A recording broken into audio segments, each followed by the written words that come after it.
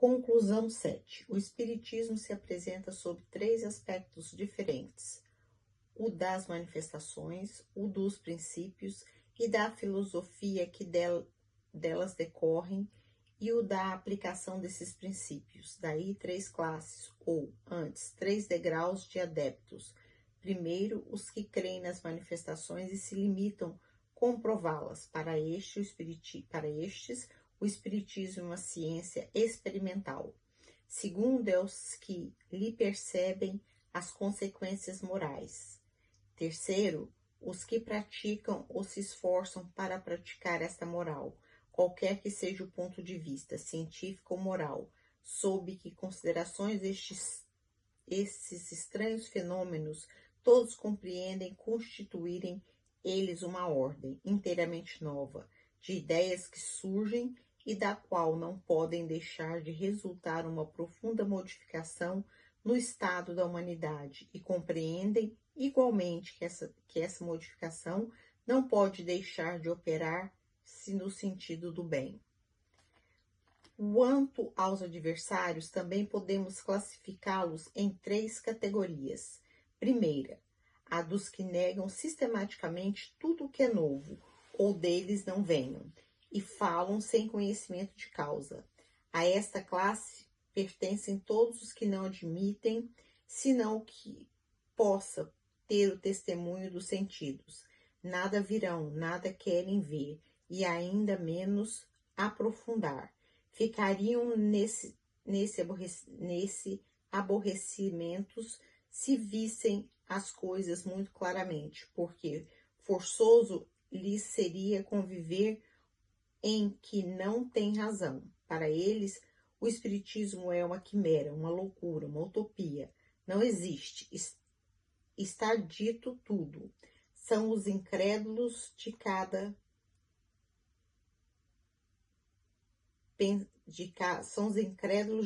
pensado. Ao lado desses podem colocar-se os que não se dignam de dar aos fatos a mínima atenção, sequer por desencargo de consciência, a fim de poderem dizer: quis ver e nada vi. Não compreendem que seja preciso mais de meia hora para alguém lhe inteirar de uma ciência. Segundo, a dos que, sabendo muito bem o que pensar da realidade dos fatos, os combatem, todavia, por motivos de interesse pessoal.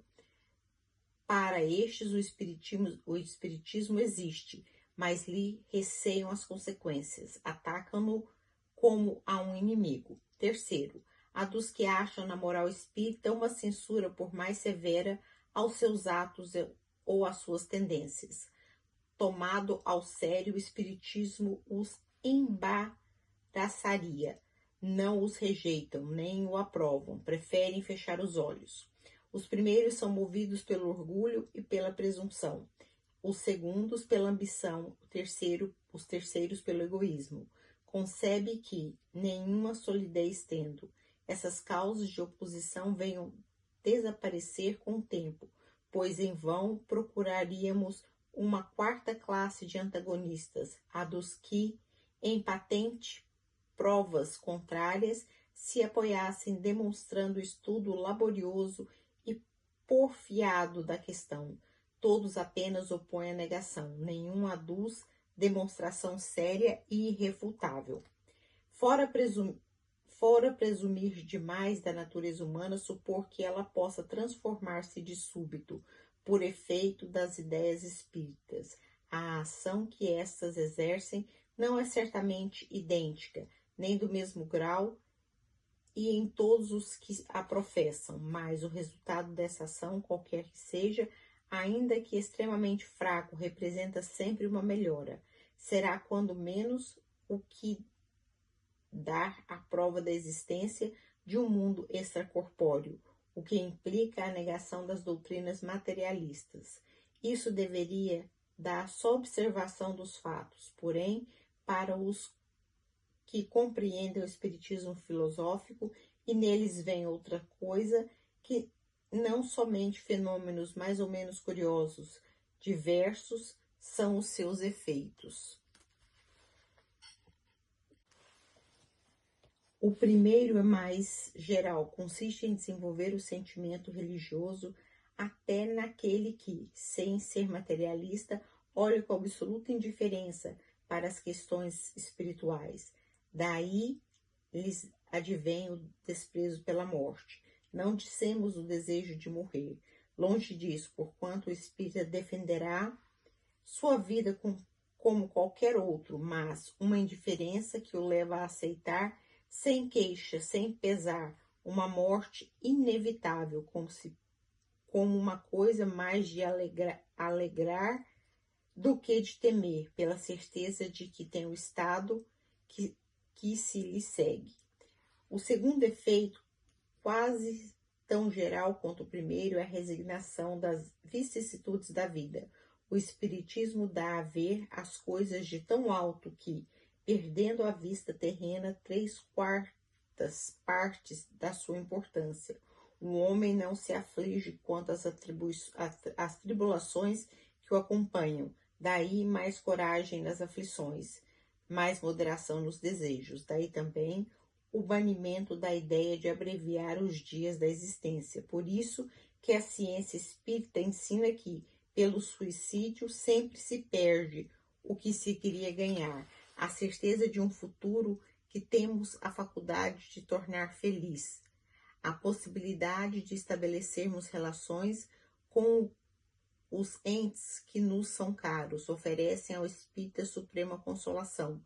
O horizonte se lhe dilata ao infinito, graças ao espetáculo, a que assiste incessantemente a vida de além-túmulo, cujas misteriosas profundezas lhe é facultado sondar.